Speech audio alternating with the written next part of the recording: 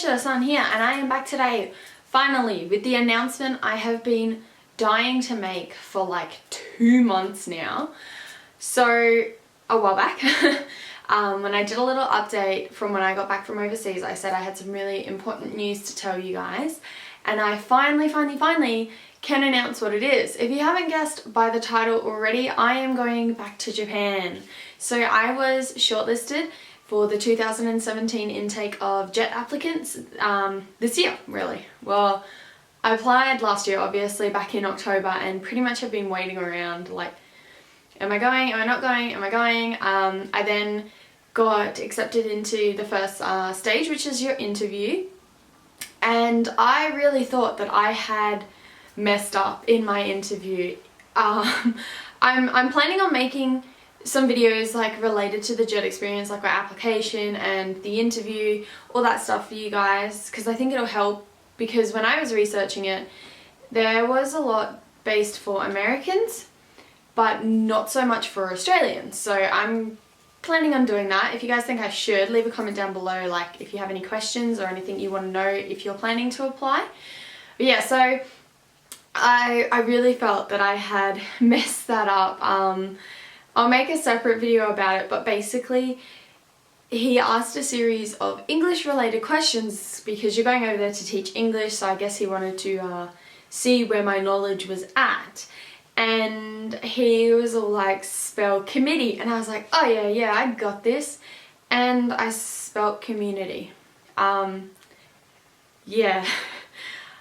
I guess halfway through it I forgot what word I was supposed to be spelling, so I wound up spelling community, and then straight after I was like, oh no, that's not the right word, and they all kind of laughed but moved on before I could even like amend my error. So after that I pretty much felt like I had messed up the whole interview. It was right at the end as well, so I wasn't sure how I was feeling about it. Finally, like, we got the announcements and I had been shortlisted. So this was back, it was when I just gotten back from Bali. I received the email saying I had been shortlisted, which was then when I made that video. I was planning on telling you guys, but I decided that because there was still a very slim possibility that I wouldn't actually get a placement, I held off just because I didn't want to say, yeah, I'm going back to Japan, to then find out, oh no, I didn't get placed, so I wouldn't be going back this year. But now, finally, 2 days ago, I received my email saying where my placement was going to be. So I'm so happy. Now, before I get into where my placement is, I just want to say that there is a lot going around at the moment in the JET communities about people who have received their placements and they're really upset with where they've been placed because it's not where they wanted to be, or for whatever various reasons. But I just want these people to know that they should be extremely, I don't want to say grateful, but out of the thousands of applicants that apply to JET every year, you know, you were picked to go to the JET program. You knew when you signed up that there was a possibility you wouldn't get anywhere near your preferences, and you still applied. And now that you're coming out saying that you're really upset and that you pretty much don't want to go on it now because of where you've been placed, not only is that like really selfish for those applicants that applied and, you know, wouldn't have cared where they're placed as long as they get to go to Japan, but you're already putting a negative spin on your year or 2 years or however long you plan to stay on the JET program before it's even really begun. So I feel like if you have been given a placement that you may not be entirely happy with, I think you should just accept that with open arms, because if you go to Japan wanting to have a fantastic experience, you're going to have it regardless of if you're placed in a main city or if you're placed in a rural city, or rural town, sorry. It's going to be whatever kind of experience you want it to be, and starting off on a negative note when there are thousands of people that would happily trade that place with you, is, you know, it's not a great way. It doesn't look good either when, you know, you go on the internet and you can see these people complaining about it already. Like, what if your school decided to do some research on you and they stumble across this? Like, you've really got to be careful with what you put on the internet, and starting off negatively isn't, you know, you're not helping yourself. Like, you were one of the few that were picked for this experience because of whatever reason they saw something in you when they interviewed you, that they wanted your personality and who you are on the JET program to not only represent your country but also represent the JET program in general. That I think, yeah, I'm really like frustrated when I go on the internet and I see all these people complaining, because I have some really good friends that applied for it as well, and they unfortunately didn't get shortlisted, and I know that they would happily trade places with you. That I think you should just be happy that you were even accepted and you're going to Japan, which ultimately I assume is why you applied for the JET program to begin with, and that you're going to have a fantastic time if you choose to. So leave that negativity, be grateful that you get to go, and yes, mini rant over, but just be happy. Now, in saying that, I am actually extremely happy with where I got placed, and no, I didn't get placed really anywhere near my preferences. So I was placed in Kanto Region, which for those of you that don't know is pretty much like Tokyo area. I say Tokyo, but there's a lot more to it, but people know it for Tokyo. I had one preference. It was my third preference. It was either, I think it was part of Kanto Region, but it was on the south side and I am on the north side. So I am in Ibaraki Ken, which is my prefecture, and I'm in the town Kasama. So my town is considered really rural. Apparently it only has like 2 high schools and, you know, a handful of elementaries and junior highs. It's really small.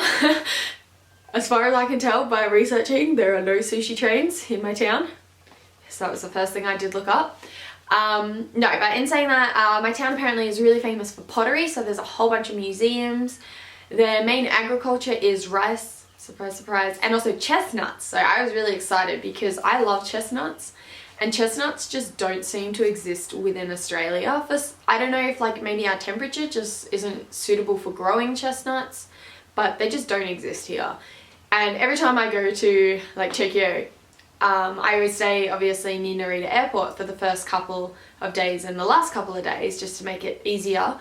And there's this temple that's in Narita that's really big and everyone goes there, but there's all like your side streets of market stalls and, you know, all the traditional Japanese stuff, and there's always this one little store where they roast like freshly roasted chestnuts, and I always get the biggest bag and like eat them at the beginning and the end to get my chestnut fix. So I'm really excited for that because I'm hoping that means that there'll be chestnuts, you know, available to eat whenever I want. But I don't really know how chestnuts work, so maybe not. But yeah, so I am really, really happy, as I said, with my placement. I know that my family will be coming to visit probably annually if I stay longer than a year. And so knowing that I'll be able to go to the airport and help out when they arrive just was such a relief to me, because I know my mother will be bringing my 2 younger brothers, so they're 3 and 6, with her, and just knowing that although I'm in like a rural town, I'm still close to, I'm about 2 hours away, also 2.5 hours away from Tokyo, which is about 2.5 hours away from Narita Airport as well. So just knowing like I'll be able to go help her when she comes in October just was like such a relief for me, because I was so worried that I was gonna be, you know, somewhere completely rural and for my mum to have to work out how to get to me on her own. So that was one of the biggest reliefs of where I was placed. Like I said though, I would have been happy if I was placed anywhere. I think the 2 major places that I really would have preferred not to be placed, just because of the temperature, is Okinawa. I have extremely low blood pressure, so when I get overheated and when I'm in the sun for too long I pass out, and Okinawa's humidity is like through the roof, that I was just really worried if I got put there, like my body just wouldn't be able to like handle it. Because it gets hot in Australia, but where I live at least, it's not so much of a humidity heat, it's more of a dry heat, so it's manageable. And then again, another extreme is Hokkaido. I really would have preferred obviously not to be placed there, just because I am not used to the cold. I really struggle with it. Like right now I'm in like, you know, a winter jacket, 2 pairs of socks, and it's not even, let me look up what the temperature is, because it's not even cold. Like Australian winters aren't cold, but I'm just sook and cannot handle it. It's, oh, well, it's 16 degrees Celsius, so I guess, I don't know. It's really cold to me. It might not be to other people that come from cold countries, so I was really thankful that I obviously wasn't placed there. But if I had been, I still would have been happy, because I've received a placement. I'm going to Japan. Honestly, that's all I wanted from the JET program, basically. But I am so happy that I can finally share this with you guys.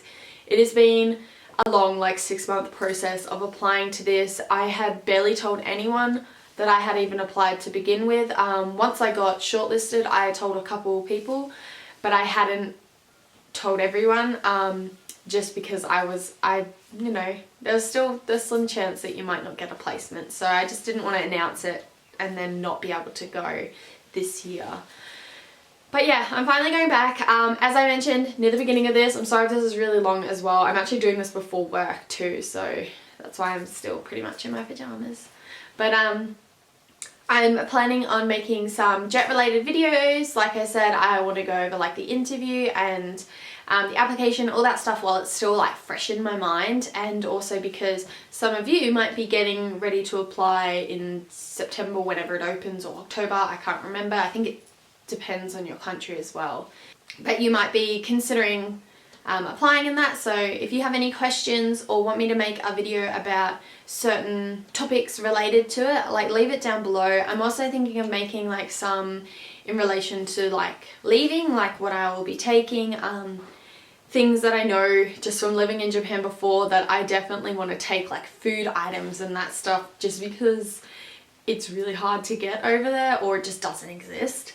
So I'm planning on making like a little series about that as well, just getting ready to go with me. Yeah, so I'm really happy to finally be able to share this with you guys, because it has been a long process, waiting and not knowing, but now I finally know. And I was lucky enough to not only get my prefecture but also my town that I'll be going to, so not everyone has found out their towns yet.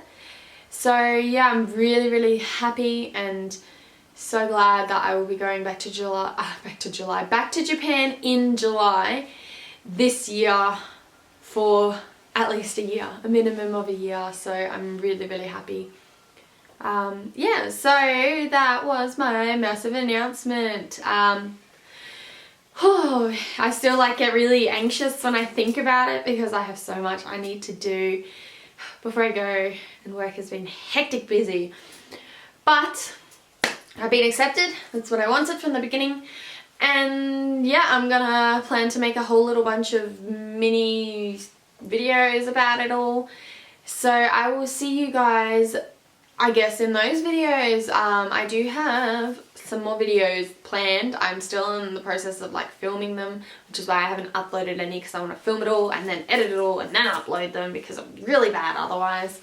So look out for them ones. If you aren't already subscribed to my channel, make sure you do subscribe. Like I said, now I am finally going back to Japan, so my videos are going to be more related to Japan like they used to be.